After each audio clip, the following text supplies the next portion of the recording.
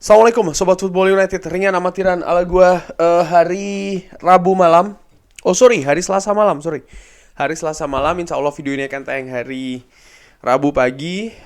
Selamat beraktivitas Sobat Football United. Semoga sehat-sehat selalu, sehat-sehat sekeluarga, murah-murah rezekinya, lancar-lancar selalu urusannya. Kali ini gue ingin news update terkait dengan perkembangan terakhir ya.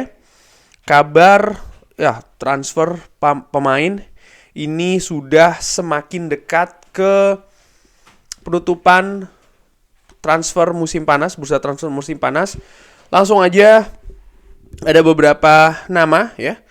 Dimulai update dari semuanya nih, sumber sebagian besar gue ambil dari Fabrizio Romano terkait dengan Harry Maguire. Pertama, Harry Maguire ada kontak terbaru dari West Ham United. Seperti kita ketahui beberapa hari yang lalu, West Ham United sudah sebenarnya sepakat transfer fee dengan Manchester United, kabarnya sekitar 30 jutaan.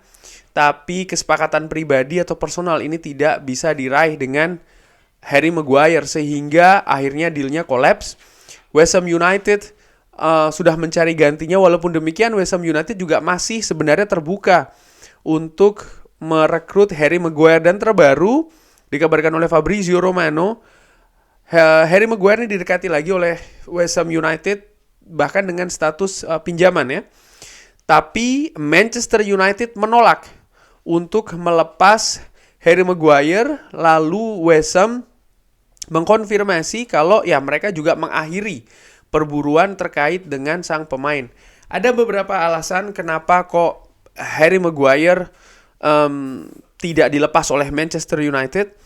Kabar terbaru yang gue dapatkan tentu saja terkait dengan situasi di lini belakang Manchester United. Sebenarnya menurut Fabrizio Romano ada alasan lain ya, di mana Manchester United melihat waktu terlalu singkat nih, terlalu sempit untuk mencari pengganti dari Harry Maguire. Di mana ya memang sudah ada beberapa nama ya, Todibo contohnya dan lain-lain. Tapi waktu untuk memproses ini diperkirakan terlalu sempit, sehingga akhirnya Manchester United memutuskan tetap memakai Harry Maguire untuk musim kompetisi ini. Di alasan lain adalah tentu saja bagaimana situasi di lini belakang Manchester United, di mana kabar terbaru ya, Raphael Varane ini cedera. Bahkan cederanya juga akan memakan waktu cukup lama nih, berminggu-minggu, berpekan-pekan, beberapa bulan ya, sehingga kedalaman skuad Manchester United utamanya center back ini sangat tipis. Erik ten Hag berpikir, asumsi gue, terlalu beresiko kalau memasukkan pemain baru, di mana situasi krisis dalam tanda kutip ini terjadi di lini belakang Manchester United utamanya back tengah, sehingga dia lebih memilih untuk mempertahankan dulu sang pemain untuk musim kompetisi kali ini, Harry Maguire. Fabrizio Romano juga memberikan update terkait dengan Højbjerg. Memang benar sudah ada kontak dari pihak Manchester United terkait pemain ini, tapi disebutkan kalau Tottenham Hotspur tidak akan memberikan diskon. Itu yang disebut oleh Fabrizio Romano, artinya harga tetap sesuai dengan yang ada di pasaran. Dan nampaknya Tottenham Hotspur juga mengharapkan ya ada tawaran yang tinggi untuk Højbjerg. Manchester United di posisi di posisi pemain tengah situasinya tetap sama, harus melepas satu pemain lagi. Ini terkait dengan financial fair play, itu yang disebutkan oleh Fabrizio Romano. Setelah Fred dilepas, ada dua pilihan ya, Scott McTominay ataupun juga Donny van de Beek, yang sampai dengan video ini gue bikin belum ada update lanjutan terkait dengan ya kemana mereka akan pergi, atau contohnya Donny van de Beek ya, bagaimana dengan Real Sociedad, maupun juga Scott McTominay, apakah ada pergerakan serius dari klub yang meminati dirinya.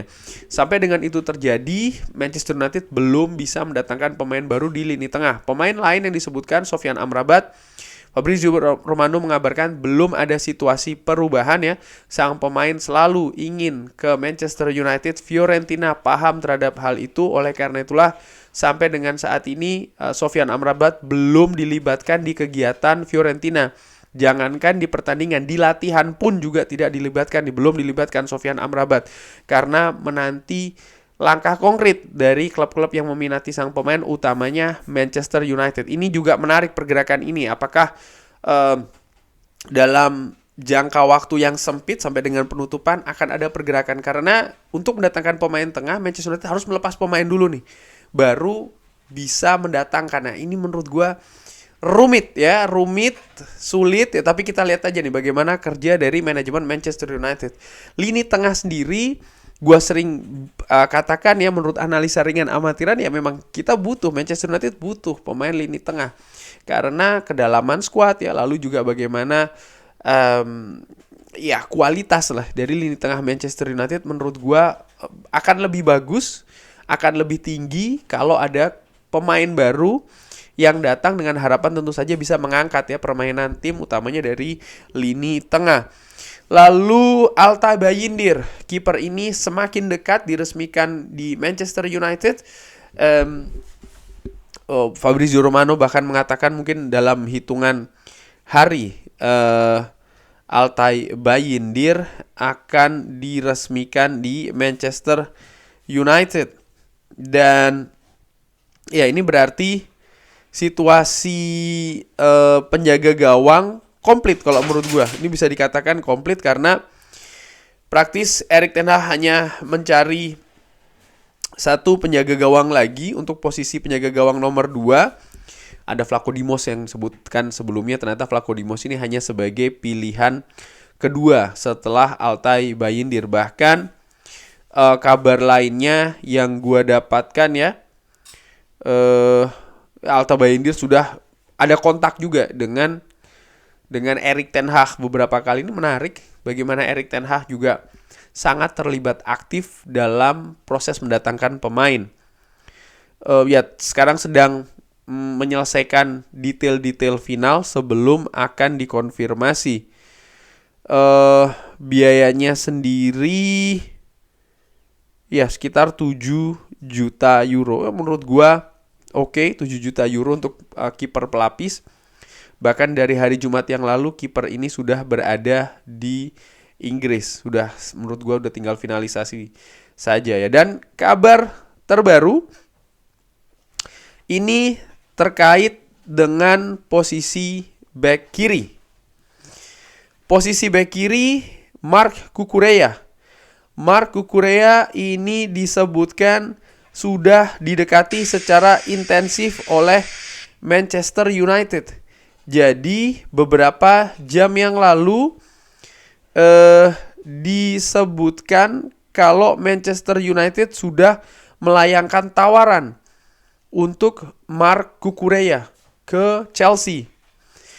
Official proposal atau proposal resmi untuk meminjam sang pemain sudah diluncurkan untuk kubu Chelsea dengan angka sekitar 2 juta pounds. Wow. Dan kabar lanjutannya disebutkan masih dari Fabrizio Romano, Manchester United sudah meraih kesepakatan dengan sang pemain, dengan Marc Cucurella. Jadi Marc Cucurella sepakat untuk bergabung dengan Manchester United. Detail-detail kesepakatannya ya secara personal ya, dia juga sudah setuju. Hanya saja jadi lampu hijau nih dari sang pemain, sudah lampu hijau. Manchester United jelas disebutkan oleh Fabrizio Romano dari beberapa pilihan yang ada di daftar, Marc Cucurella ini berada di daftar teratas. Bahkan situasinya saat ini Manchester United menghentikan nih proses dengan pemain lain karena fokus dengan Marc Cucurella sebagai ya daftar tertinggi. Dan sudah diraih kesepakatan personal, sudah lampu hijau. Sekarang tinggal kesepakatan dengan klub nih. Apakah Chelsea menerima proposal dari Manchester United? Wow, ini kabar yang menurut gua luar biasa, dimana dalam waktu yang singkat ya, Marc Cucurella ini diproses oleh Manchester United dan semakin dekat menurut gue. Seperti yang gue katakan ya, Chelsea nampaknya wajar kalau mereka menginginkan bukan transfer fee tapi biaya peminjaman yang mungkin agak tinggi, mengingat mereka pun juga mendatangkan dengan angka yang tinggi ya, Marc Cucurella dari Brighton. Marc Cucurella sendiri secara teknis oke, musim lalu ada kesulitan di Chelsea ya. Apakah gaya permainan yang berbeda? Apakah sistem yang berbeda? Apakah dia ada masalah di Chelsea? Gue kurang tahu, tapi yang jelas memang ada penurunan penampilan jika dibanding dengan performanya bersama Brighton 2 musim lalu, di mana menurut gue pada saat itu dia merupakan salah satu back kiri terbaik di Premier League ya, Marc Cucurella bersama dengan Brighton. Dan yang membuat gua optimis adalah ada kabar juga yang memberitakan kalau Marc Cucurella ini juga sudah dianalisa oleh tim Erik ten Hag, dan oleh karena itulah tim Erik ten Hag memberikan peringkat prioritas dan dia menduduki peringkat pertama. Nah, ini menarik ya, artinya Erik ten Hag ya seperti kita ketahui bersama dari musim lalu banyak rekrutannya yang berhasil, walaupun nggak semuanya berhasil, ada juga yang biasa-biasa saja bahkan gagal lah. Sabitzer ya kan, Weghorst contohnya, walaupun dengan situasi yang sempit. Tapi Marc Cucurella ini menurut gua berbeda ya, secara teknis dia seperti gua katakan nih, dia sudah punya pengalaman bermain di Premier League. Ini juga pembuktian bagi sang pemain, karena ada juga yang mungkin kayak meragukan begitu ya.